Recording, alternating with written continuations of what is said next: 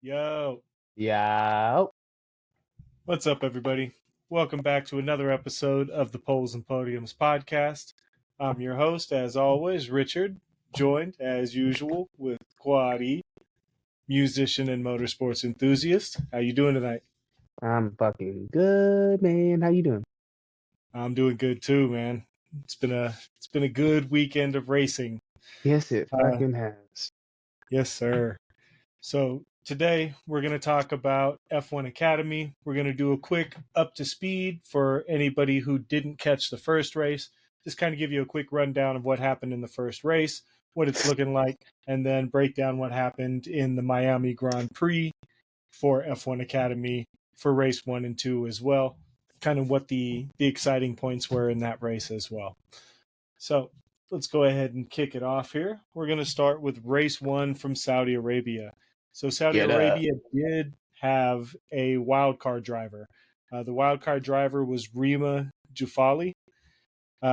She was unfortunately wrecked out in lap 3 of the first race. She got hit by Amna Al Khamisi, ended up taking her out in lap 3, ending her first attempt at F1 Academy and open wheel racing with us. Jets Edker ended up getting knocked out in lap 7 with a puncture. She was fighting 3 wide at the time with Leah Block and Houseman. When Houseman hit her with her front wing, created her puncture, took her out of the race. It was a really tight fight up to that point. Leah Block ended up going out in the 11th of 12 laps. She ended up losing it on a turn going into the wall. Nurea Marti was also hit by Lovenfoss on an overtake, which sent her spinning into the wall. If you haven't watched F1 Academy, there's always a lot of contact in these races. There's no DRS. There's no 10, 15, 20-second gap between these drivers most of the time. It's super close. You know, they are wheel to wheel. They are neck and neck. It is good 2 wide, 3 wide racing on a lot of corners. Man, Did and you these happen to ladies. catch the first Yeah, races or the I first race didn't weekend? catch I didn't catch the first one, but I started watching um Miami a little bit, and man, these chicks got something to prove, dog. They out here spicy as hell. Yeah, man, they're good races. They Facts. fight hard. They Yeah, fight they do. clean for the most part, but some of them some of them be creating a lot of contact. They go for the gap, I think you that's know. just because they don't have that experience, you know what I mean? So they try to get it, and that's where you got to learn. I mean, there's a lot of crashes in F2, F3 too, you know what I mean? Oh, absolutely. I mean, Yeah. there are a lot of crashes in F1, unfortunately, but it's definitely, it's a junior series, so they're learning Yeah. they're developing their racecraft, and the more times that they have a collision like that, hopefully they'll learn that, maybe I should Yeah. just pace myself, wait for a better opportunity, or not take that attempt while I'm out of control. So for the end of the first race in Saudi Arabia, Dorian Pan won from pole. So from pole position to P1, killing it. Abby pulling finished in second place, Killing it. and Maya Veg finished in third place. So it was a good race all around. It was 12 laps total. For race 2, Pin again started from the pole position, ended up finishing the race in first place again. However, there was a little bit of controversy there that we'll get to at the end of this little section.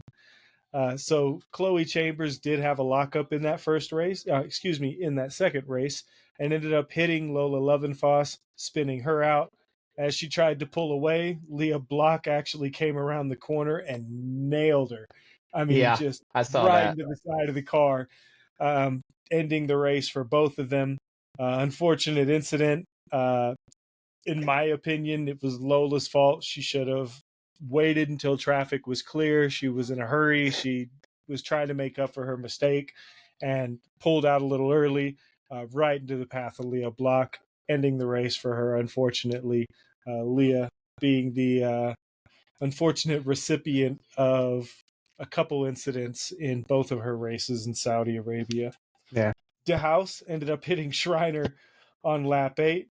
Jafali tried to avoid both of them after that incident, ended up getting launched off the curb right into the wall, destroying her car for the second race and taking her out. So unfortunately, the wild card didn't get to show her full potential in both of these races. But maybe she'll get another opportunity next year. Maybe next year she'll get a full chance at a grid spot on the circuit and in the series to try to show us what she's got. De House did end up locking up again and hitting a Puma. When she did hit the Puma, she knocked the wing clean off of it. Like, whole rear wing came off of the car. It was it was great. If you didn't see that, go ahead and check out the highlights at least from that second race in Saudi Arabia. Yeah, it just sounds wild as fuck. Yeah, she knocked the wing off, ended up coming off of that car, running into Bianca Bustamante.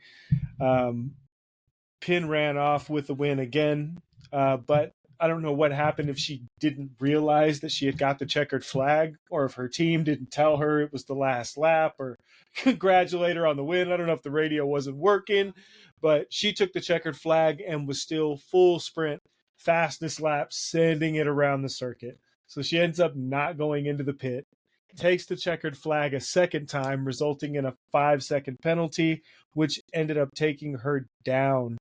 I believe she ended up dropping all the way to P9. She took this checkered flag twice? Twice. Didn't come into the pits on her cool down lap. Took the checkered flag again. God. Penalty, violation.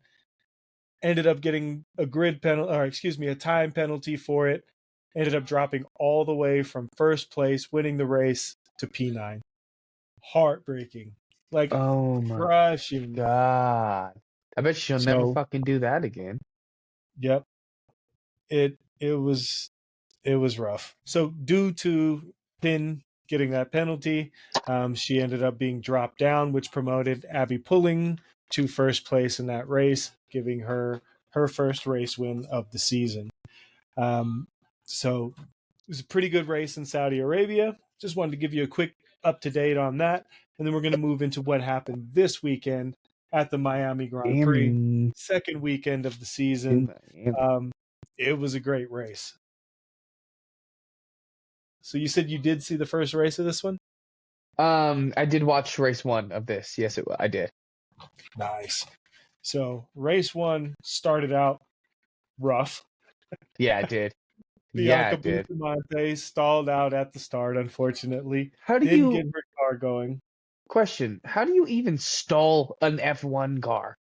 It's not an F1 car. I know it's not an F1 car, but it's the same concept, is it not? How do you stall that bitch? It's not. So the F1 cars are actually it's a hand clutch, I believe. I believe the clutch is actually on the wheel. And it's based on the amount of grip. You drive a stick, so you understand, engage in that clutch. 100%. It's different based on the tires, the temperature of the track. In F1, they actually have an anti-stall device built into the cars because they're a lot more technically advanced. So you don't see it happen as much in Formula One because those cars have anti-stall. I don't believe that the F1 Academy cars do. Okay. Pearl, stop it. Over there trying to knock the Le Mans map off the wall. Yo. Being a heathen. So Bianca gets a bad start off. Ends up falling all the way down to P16 at the beginning of the race. Houseman ends up having a huge crash in lap 1. Ends up losing her entire front wing when she hit the wall. It was hard. Gone. Those cars don't have removable front wings. They are not like your Formula One cars. You can't take the wing off, throw a new wing on. That wing is a piece of the car, and it was gone, like completely gone off the car. Heavy impact into the wall. It was pretty rough. She had gotten hit by Nobles, kind of just clipped her on the back, spun her. She ended up going into that wall hard, took her out, ended the race for her, unfortunately. Rough weekend for her overall. As you'll see, race 2 also, she ended up having another incident that took her out of the race again. So she had a rough outing this weekend. Chloe Chambers. So let's talk Chloe Chambers, the Haas driver for F1 Academy. So she is an American driver. She got her first podium. Got Haas their first podium in F1 Academy, P3 in her home Grand Prix. Great fucking job, tight Chloe. to see. Way to represent for the USA. you are my American driver for open wheel racing. I do not support the Freedom Tower as Quad here does. I do Keep not him support alive. Logan Sargent. Keep him He alive. is not my driver He's not from my America. driver either. My FIA open wheel American driver is Chloe Chloe Chambers. Chambers. I'll get Putting behind on that. for the USA, girl. Great fucking job, man. I'll get behind that. I'll get behind that. But I'll vouch for the Freedom Tower. It may be a joke, but I don't care. So we're talking F1 Academy right now. We'll get into that later, but Logan is done. Logan's career is over. He's out of there. They should put Chloe Chambers in Logan's seat and let her see how Fuck she it. did. Fuck it. At this point. So she ended up finishing P3. At one point in the race, I think it was lap 4, she had a nasty double overtake. Yes, she did. So Marty and Vig were fighting over P4. They had been battling for several turns. Chambers came up out of that slipstream, came to the inside, 3 wide, passed both of them, laid on the brakes, around the corner, secures the position. What a fucking move. I feel like it's so much easier to do that on that track in the F1 Academy cars too, rather than an F1 car, because they're so much smaller. So you have that room to push and make that turn without sending someone completely into the wall or completely off the track. Like K-Mag. The cars are so much smaller than an F1 car. So much. So They look can like follow go-karts so much. really close. Yeah, they're basically like big go-karts. So Yeah. they can race really close to each other, really tight. I love this series, man. It's fucking cool. It's awesome. So on lap 11, Vig ends up coming back and getting a double overtake on Alcabasi and on Chloe Chambers. Same strategy that Chambers used to get her double overtake. Comes up out of the slipstream, slides to the inside, passes both of them. She's also late on the brakes. Unfortunately, she's not as clean as Chambers was on that move and ends up sending it wide. Chambers takes third place in that conflict and ends up taking that to the podium at the end. She did a great fucking job, man. Yeah, she did. So many opportunities. I also want to say Abby Pulling, the only Alpine driver to do good. Abby Pulling, the best Alpine driver on the grid this weekend. Literally. Killed it, man. She ran off both series, P1 to P1, like pole to P1, same way that Penn did last week. She did this week, so it's going to be good to see where that goes, man, because that's going to be a fight. 100%. Like that's going to be a fight. One thing that I wanted to talk about is, us being big WEC fans. I don't know if you realize, but Dorian Penn drives for Iron Dames. I didn't know that. She drives the Lamborghini in the WEC series for Iron Dames. So she's a beast, man. She's got fucking skill. She's been in the races, man. Has she been in the WEC? She's been in the WEC. Okay, so this is her trying to branch out and go into open wheel racing. Yeah. She actually we'll talk about it also in the WEC episode that's going to be coming out soon. But I don't know if it's a result of the fact that she just did this race in Miami, but she's actually not participating in Spa this weekend. Oh. She's going to take a break from Spa. There's going to be a sub driver coming in. She will race in Le Mans, though. So she'll be in the 24-hour Le Mans in that pink Lamborghini representing for Iron Dames. I have really high hopes that we can get a couple questions with her when we're at the Lone Star Le Mans for the WEC race, because I'd love to be able to ask her not only about her Iron Dames racing that weekend, but also about how she feels about this season in F1 Academy, because she's a force to be reckoned with in the series, and she is. And it's going to be awesome to get to be around them this week. When we're out there in September and August, that'll be fucking sick, bro. I can't wait.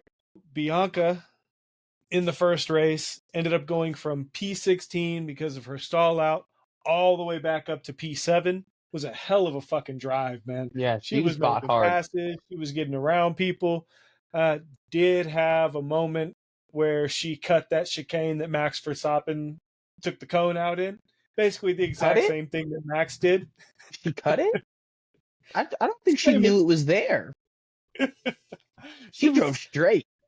she did, but we saw that through all series this weekend. Yeah, you're not Drivers, when wrong. you come in hot, you come in hot. You know, if you try to take that chicane right, you're gonna go in the wall.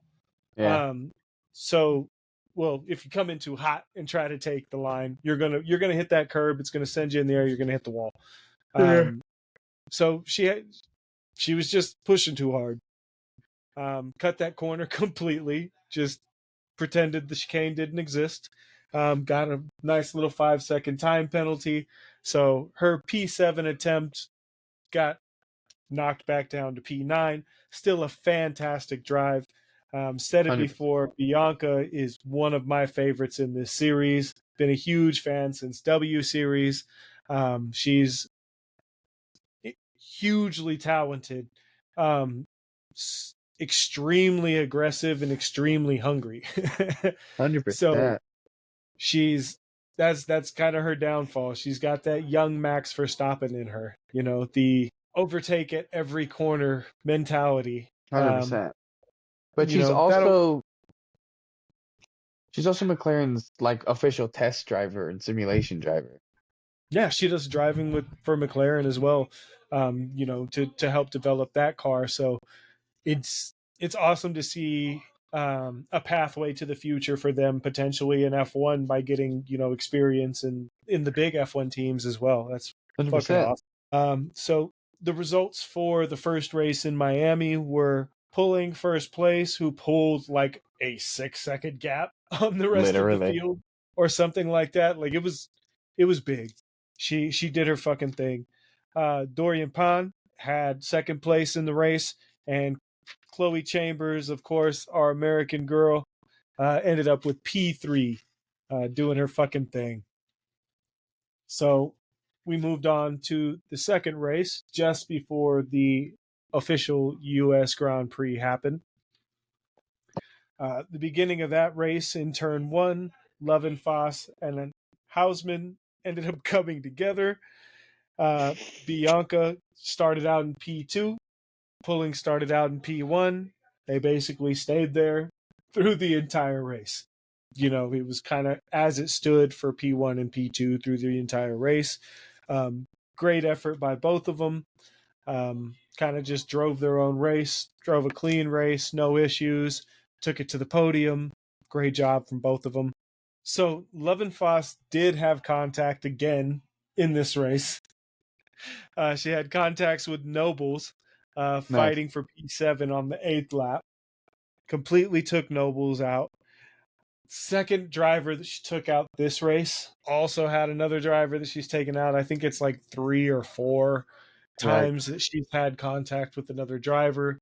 Um, It's a lot. She's gonna calm down, man. It's a lot. That's a lot of Yeah. contact. It's a lot of taking out other people's races and causing issues for other people, and ruining their opportunities as well.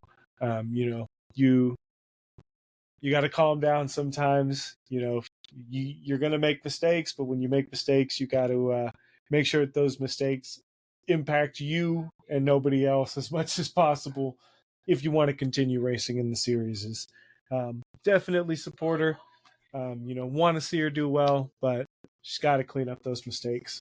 100%. So, did you end up seeing the highlights at all from this race?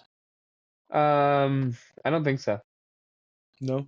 So on lap 10, Marty and Edgar were fighting side by side for like half a lap, like wheel to wheel, side by side through half the lap, through several of the S's. It was nice, man. Oh yeah. Edgar did finally end up taking the position on the next lap. Marty ended up keeping the pressure on her, caused her to spin out, took herself out of the race, dropped her out of the points. Marty took that position. I will say, despite the spin, Edgar did a great job of keeping that car out of the wall because she was moving full speed in reverse towards the barriers, managed to stop it like a foot from the wall, no damage to Jesus. the car. Great job regaining control, minimizing the damage, Oh and yeah. being able to continue through the race even though she was out of the points. It still shows racecraft, or car control, to be able to correct from a mistake and keep yourself out of the wall. You know, 100%. something I struggle with in my sim racing expeditions a lot of times. So I can only imagine in a real car. Yeah. Great job. So Abby again did have the double pole to podium this weekend. Bianca Bustamante got her second place. Great job. Love to see it. Um, Making a fantastic weekend for McLaren overall. As a whole, as a team, I mean, couldn't ask for much better than that. Lando No, not Norris really. gets his first win. Bianca Bustamante gets her first win of this season. It's great overall team effort across the board. Next race for the Formula One Academy or F1 Academy will be in Barcelona, June 21st to June 23rd. So a little ways away. It's going to be a nice little gap in between. Um, Give some of these drivers a chance to do some of their other series. Like I was saying, they do drive in other series. A lot of these drivers are out there doing other racing in addition to Formula One Academy. So be great to see them and support them in some of those other series as well. Can't wait to see Pin in Iron Dames. We will definitely get to you, try to give you a little update, quick briefing before the race when it does come in Barcelona. Until then, we'll definitely keep you up to date on Formula One, on the WEC, and any other series that you decide that you'd like to hear about. Make sure you leave it in the comments. Don't forget to like. Sorry, don't look at me like that. Edit and post. Huh? Edit Edit and and post. post. Exactly. So we will be back giving you more content on the WEC, on Formula One, and any other series that you would like to hear more content on, or like us to do some input and give our completely shitty and uneducated Bullshit information answers. and opinions on. We'd be happy to give it to you. Thank you guys for joining us. Please make sure that you like, subscribe, share our content with your friends. The more that you share, the more that you support, let us know that this is what you want to hear, the more we'll be able to continue to put it out for you, give you the content that you want to see. Thanks for tuning in.